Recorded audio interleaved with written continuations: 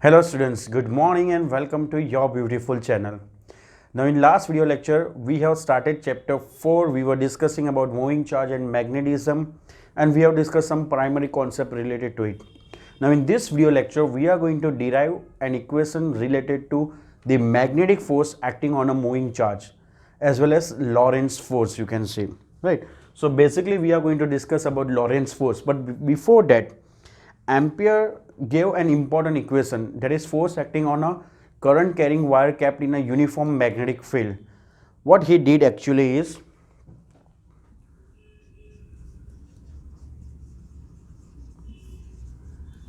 Ampere's experiment. In this experiment, what he did is actually he took two bar magnet. Let us say this is north and this is south of the magnet. Obviously, magnetic field lines will be from north to south. This will be the direction of magnetic field lines.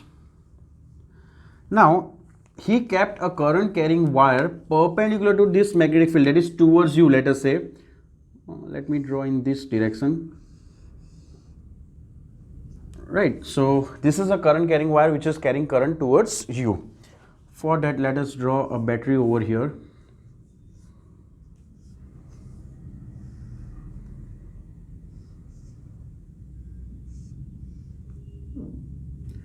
Right, due to this battery, it is carrying current and the direction of current is towards you. He found that this wire will experience a force and he gave a formula related to it, that is dF equal to IDL cross B. Now why we are taking dF? Because for this current carrying wire, he took a small element, a small part of this wire, and which was carrying current I. So that small part of the wire, let us say here we will take this small element of the wire which is carrying current I. He called this IDL as, actually IDL is known as current element, a smallest element of a wire which is carrying current I, so IDL. So a small part of the wire is taken, so IDL is current element, and DF, because we are not talking of the entire wire, we have considered the smallest part of it, so DF, force acting on that small part. So if you want to find total force F, that can be calculated by using integration I dl cross B. Integration of IDL cross B, you can find using this formula. Now we are going to discuss about magnetic force, or you can say Lorentz force acting on a charge moving in a uniform magnetic field. Actually, its derivation is not given in our NCERT textbook, but we are going to derive this formula. Suppose we have a wire which is carrying charges. Let Q represent electric charge. Let E be area of this wire, cross-sectional area of the wire. L be its length. Length of the wire is L. Now, we know that in chapter 3 you have come across current density J. Let us write J is current density.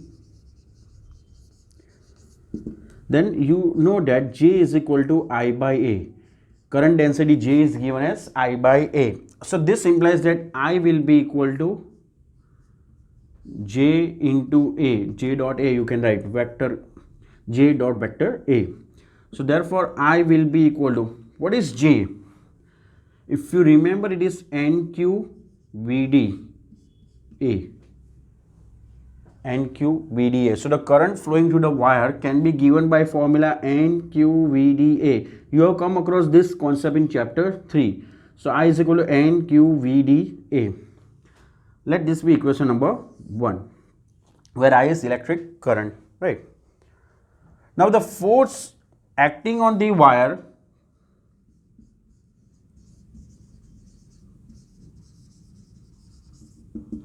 this wire kept in a uniform magnetic field B will be equal to F is equal to IDL cross B. Let us write DF, right? So therefore DF will be equal to instead of I will write NQVDA, NQVDA DL cross B. What is VD over here? Actually VD is the drift velocity of the charges moving in a conductor, right? So here average drift velocity is VD. So therefore DF will be equal to NQADL into VD cross B. Look here, velocity and length will be in same direction, right? DL and velocity will be, or velocity charges will be moving along the length of the conductor. So here I have kept a vector sign on VD instead of DL because area into length will be volume. This will be volume. So DF will be equal to, let us write again the same equation, NQADL into VD cross B.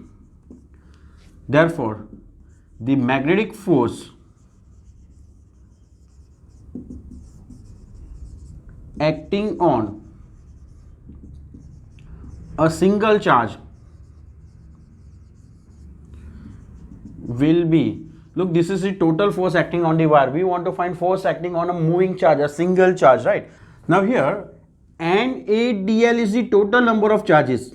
Actually the force acting on a single charge will be F is equal to DF upon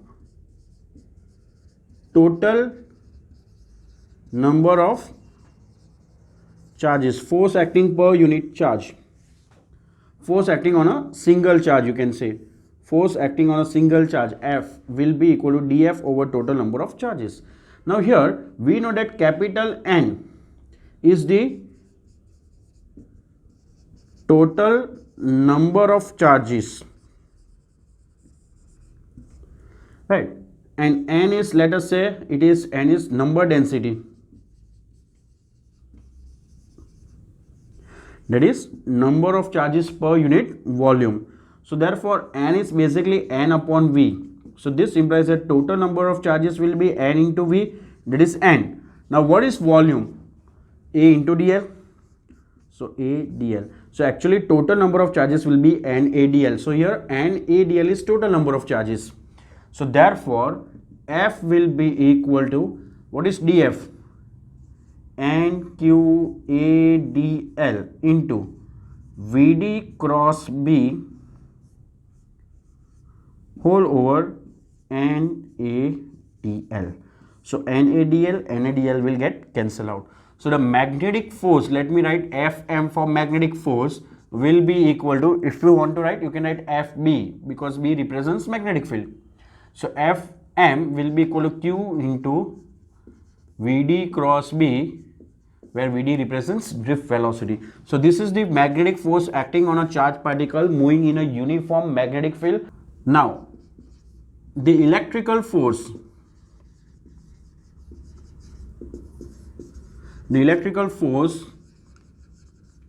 acting on a charged particle moving in a uniform magnetic field, uniform electric field in fact, is FE, electrical force is Q into E, right? So the total force acting on a charged particle moving in a magnetic field as well as electrical field will be QE plus Q into VD cross B. So if you take Q common from here, so the force F will be equal to Q into E plus VD cross B. This will be the force acting on a charged particle moving in a uniform magnetic field, and this force is known as Lorentz force. Look, this equation is directly given in our textbook, right? So no need to derive all these things and prepare all these things.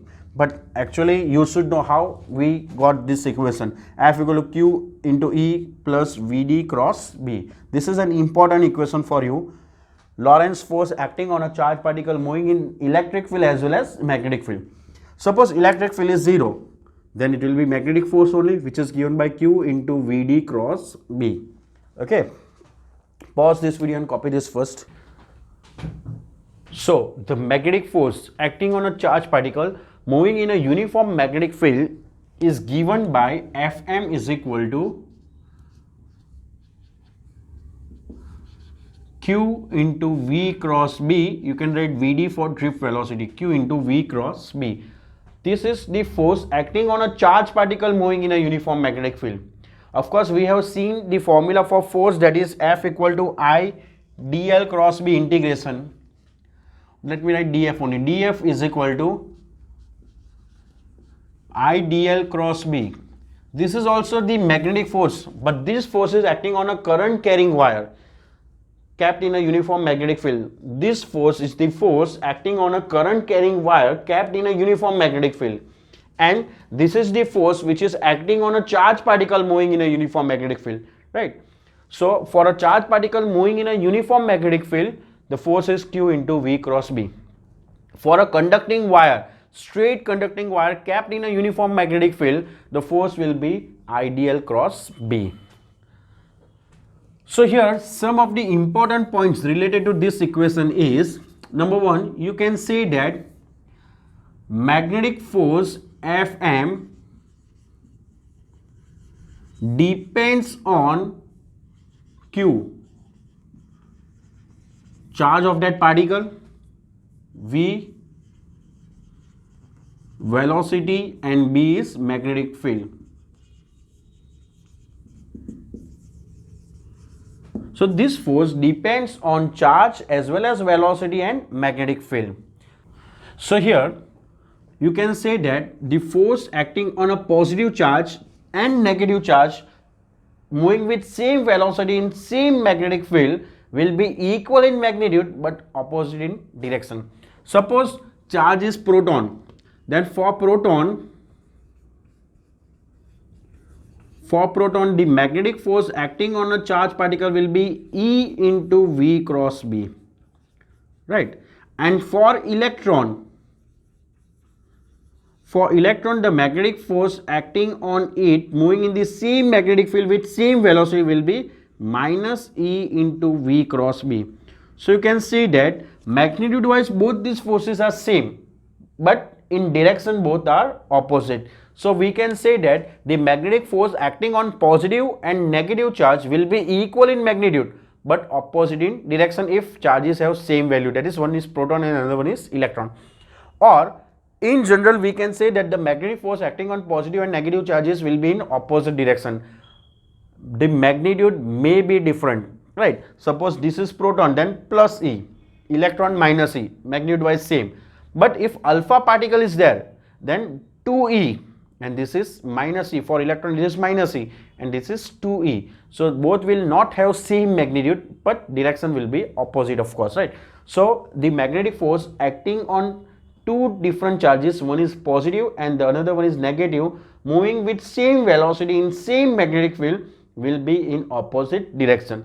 And if both these charges have same magnitude, then forces will be equal in magnitude and opposite in direction. Clear? Second thing is, magnetic force will be zero if Q is zero. That is, magnetic force will not act on a charged particle, on a chargeless particle. Magnetic force will act only on charged particle, it will not act on a chargeless particle. Also, we can say that the magnetic force acting on a charged particle will be zero if particle is at rest, that is velocity is zero. If particle is not moving, then the magnetic force acting on it will be zero. Fourth thing, magnetic force acting on a charged particle will be zero if magnetic field is not there. Means if charged particle is moving in a region where magnetic field is zero, then also magnetic force acting on it will be zero. Fifth one, the magnetic force acting on a charged particle will be zero if velocity is parallel to magnetic field, that is V and B are parallel to each other. You can say that if a charged particle is moving in the direction of magnetic field or in the opposite direction of magnetic field, right, that is either parallel to magnetic field or anti-parallel to magnetic field, in both these cases magnetic field will be zero. Suppose magnetic field is in this direction and charged particle is also moving in the same direction. In this case also magnetic field will be 0, sorry, magnetic force will be 0, and if magnetic field is in this direction and charged particle is moving in the opposite direction, in that case also magnetic force will be 0 because V cross B. This force, magnetic force, will be maximum only when velocity is perpendicular to magnetic field. If V and B are perpendicular to each other, if V and B both are perpendicular to each other, in that case magnetic force will be maximum. Okay, because F equal to Q into V cross B, that is QVB sin theta. In magnitude, if you want to write, the magnitude of magnetic force will be QVB sin theta, right? So when they are parallel, anti-parallel, sin 0 or 180 is always 0, so this term will be 0. And when both are perpendicular, that is velocity is perpendicular to magnetic field, in that case theta will be 90 and sin 90 will be 1, so force will be maximum. What will be the direction of force? The direction of magnetic force, the direction of magnetic force is always perpendicular. The direction of magnetic force is always perpendicular to the plane formed by V and B, V cross B you can say, right? Let us say this is the direction of velocity, right? Charged particle is moving in this direction and magnetic field is in this direction. Then V cross B, this is direction of V cross B, will always be perpendicular to the plane formed by V and B, right? Look, how to find cross product? You should keep your palm in the direction of first vector and bend your finger in the direction of second vector. We want V cross B. Let us say V is towards you and B is in this direction. So what you have to do, you have to place your palm in the direction of first vector, that is V, right? This is V and B is in this direction. So V cross B, your finger should bend in the direction of B. So this thumb will give you the direction of resultant quantity, that is force in this case. So your force will be in upward direction, right? V cross B. Okay, if V is in this direction and B is towards you, then V cross B, force will be in downward direction. Okay, so the direction of magnetic force is always perpendicular to the plane formed by V and B. This will be the direction of the force. Next, the magnitude of force is F equal to magnetic force is QVB. Let us say it is perpendicular, V and B are perpendicular to each other. So F will be equal to Q into V cross B is QVB. So here B will be equal to Fm upon Q into V. So if the force acting on a charged particle having magnitude 1 coulomb moving with a velocity of 1 meter per second is 1 Newton, force is 1 Newton, charged particle has charge 1 coulomb and is moving with velocity of 1 meter per second, then this magnetic field is known as 1 Tesla, right? Given after the name of scientist Nikola Tesla, right? Now this unit is very large unit. So generally we use another unit which is non-SI unit, which is known as Gauss, right? And 1 Tesla is 10 to the power 4 Gauss. 1 Tesla is 10 to the power 4 Gauss. Clear? So this is it for this video lecture. In next video lecture we are going to derive this equation, the force acting on a current carrying wire kept in a uniform magnetic field, exactly opposite to what we have derived or how we have derived this equation, right? This equation we are going to derive and we will solve few example based on this concept.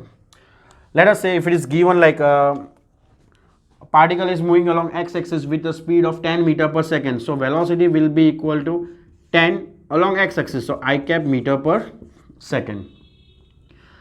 This particle has a charge of, let us say, 10 to the power minus 12 coulomb, randomly we are writing, right? And it is moving in a uniform magnetic field of 10 to the power minus 3 Tesla in the direction or in the y direction. So let us write J cap Tesla. Find the magnetic force acting on it. So the formula for magnetic force is Fm equal to Q into V cross B. So Q is 10 to the power minus 12. V is 10 I cap cross B is 10 to the power minus 3 G cap. Right. So 10 to the power minus 12 into 10 into 10 to the power minus 3 is 10 to the power minus 2. I cross J is K. So you can say that this is 10 to the power minus 14 K cap Newton. Right. This is how examples can be asked based on it. In fact, force is given, charge particle is given, velocity is given, and you have to find magnetic field. That also we can easily find. So this kind of example we are going to discuss in our next video lecture. Okay. Thank you.